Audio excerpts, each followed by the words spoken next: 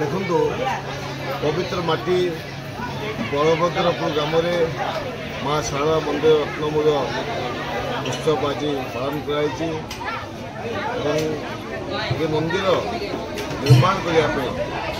बलभद्र ग्रामवासी जो अवदान अतुलनीय विशेषकर आम समस्त सम्मान्य मुरबी कैलाश मौसा जहाँ लक्ष्य बहुत दीर्घ दिन स्वप्न अच्छी किपरि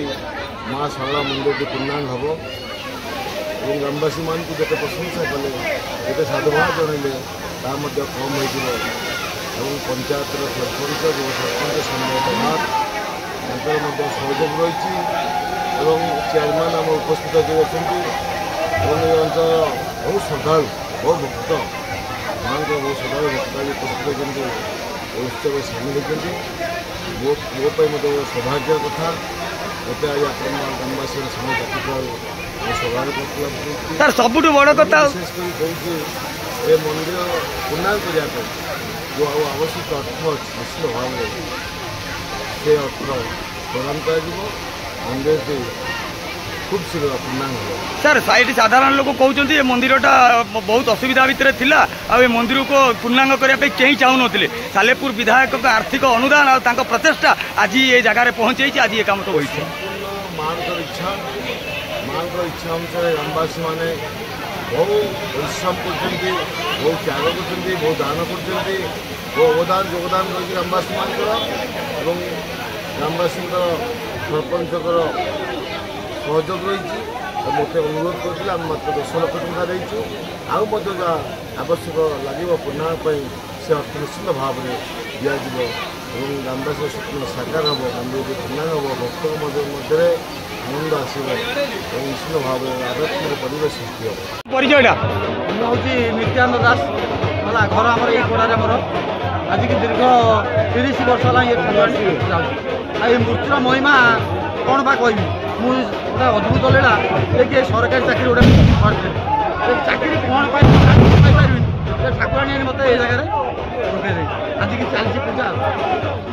ना माँ को महिमा अंचल विदित माँ को महिमा तो बहुत किसी कहीहबनी आज मृत्यु 100 वर्ष की कहीहबनी किंतु मुझे चाकरी छाड़ 30 वर्ष है तार सेवा कर ना झंकड़वासिनी माँ शारदांकर जहाँ रही कार्यक्रम आम देखीचु भावुं कि ए अंचल ए गारिमा को बहन कर पीठ आगू निश्चिंत प्रभात कुमार पात्र सरपंच मोहन ग्राम पंचायत कौन कहे पिलादिन देखी आसते ये मंदिर असंपूर्ण होता किंतु विगत यही 2-3 वर्ष हम बलभद्रपुर ग्रामवासी वासुदेवपुर आम पंचायतर एवं अन्य पंचायत लोक साहाय्य सहयोग मंदिर काम आरंभ हो आम विधायक 14 मसीह सालेपुर आसला पर ए पर्यंत से 10 लाख टंका अनुदान सरकार तरफ दे सारी ये चारिपट पंचायत तरफ आमर माटी पड़ी एनर्जीएस काम भी होती आसंता दिन में विधायक आम प्रतिशत देते मंदिर संपूर्ण काम शेष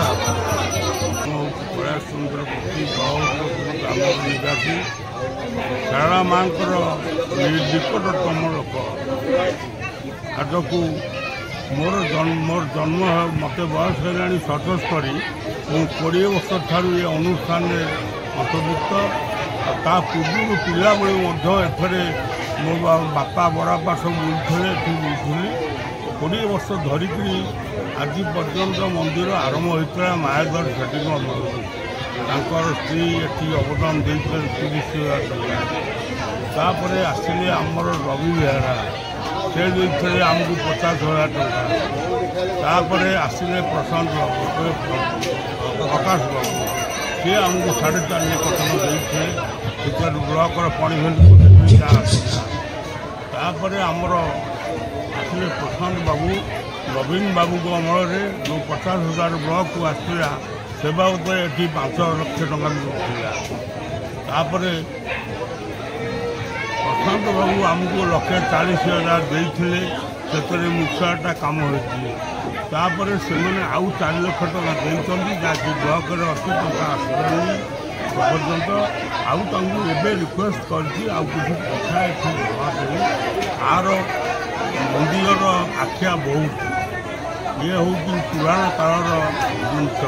पुरुणा कथा एटा हूँ राढ़ी तोटा बलभद्रपुर राढ़ी तोटा निकटतम शारदा मंदिर।